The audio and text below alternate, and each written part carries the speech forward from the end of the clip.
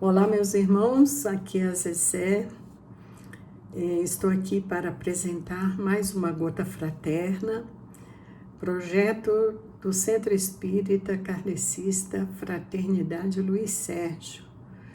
Nós estamos estudando, capítulo a capítulo, o livro Pão Nosso, de autoria de Emmanuel, sobre a psicografia abençoada de Chico Xavier.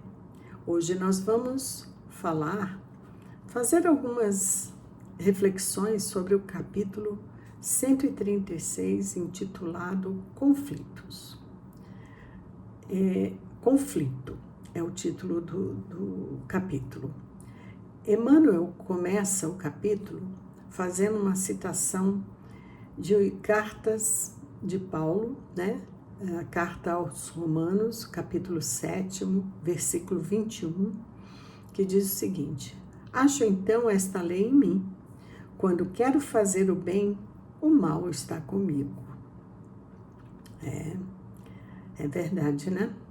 Esse conflito é o conflito do cristão sincero, aquele que já encontrou a luz, já vislumbra alguns passos rumo à conquista do reino de Deus dentro de si mesmo, mas que ainda traz uma bagagem ainda muito grande de sombras, que é próprio da nossa condição espiritual no momento.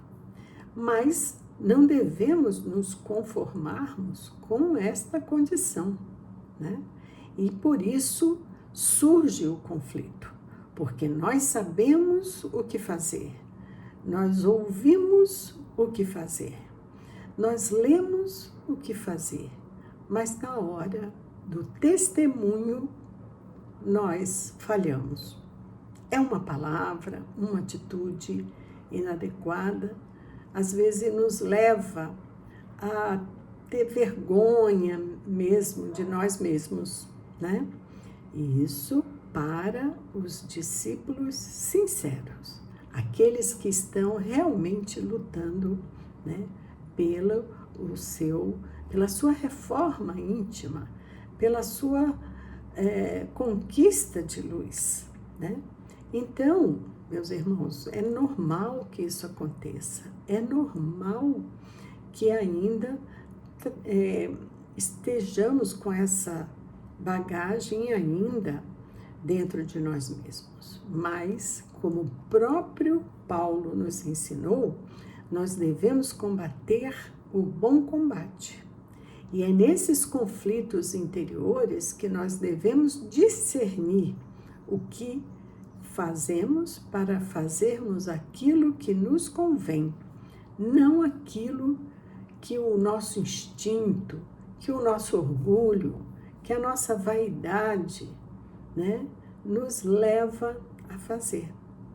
Então, porque palavras do próprio Paulo, tudo posso, mas nem tudo me convém, Realmente, nós temos o livre-arbítrio, mas é importante que o utilizemos a nosso favor, Então, essa luta é uma luta íntima, é um conflito íntimo, porque na hora que nós estamos no testemunho, nos nossos testemunhos, e nós percebemos que não fomos felizes no resultado, a nossa consciência vai se revelar, vai nos cobrar. E aí nós não podemos fazer de conta que não estamos vendo e entrarmos com aquelas desculpas. Mas também fulano tinha que falar daquele jeito.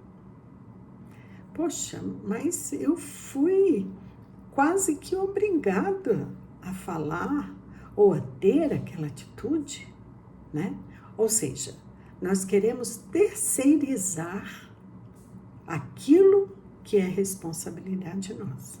Às vezes até culpando os espíritos. Não, isso é influência.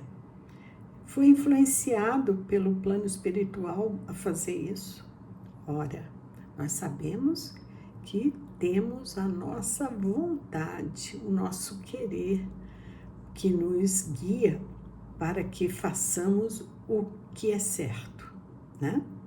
Então, Emmanuel nos faz esse alerta e nos diz, é bom que tenhamos esse conflito. Nós temos esse conflito?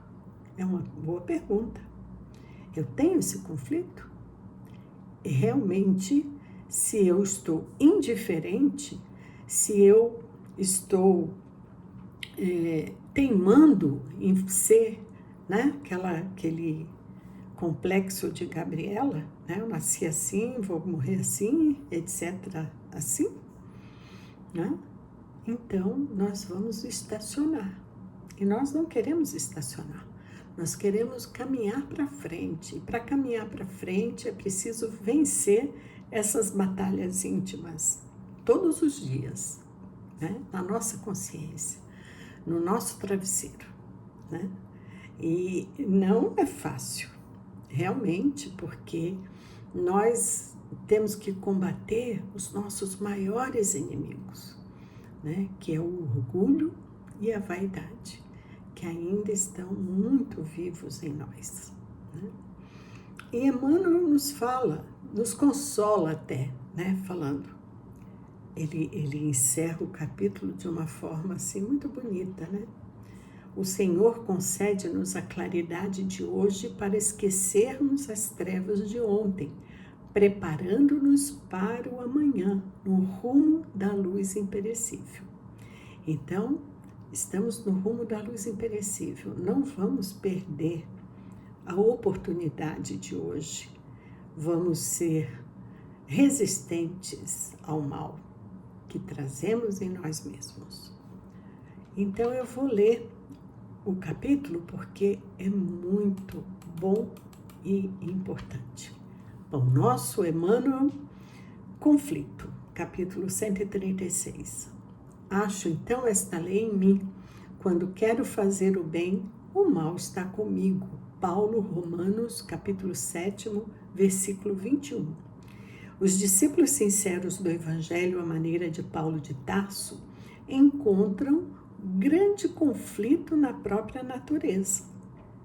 Quase sempre são defrontados por enormes dificuldades nos testemunhos.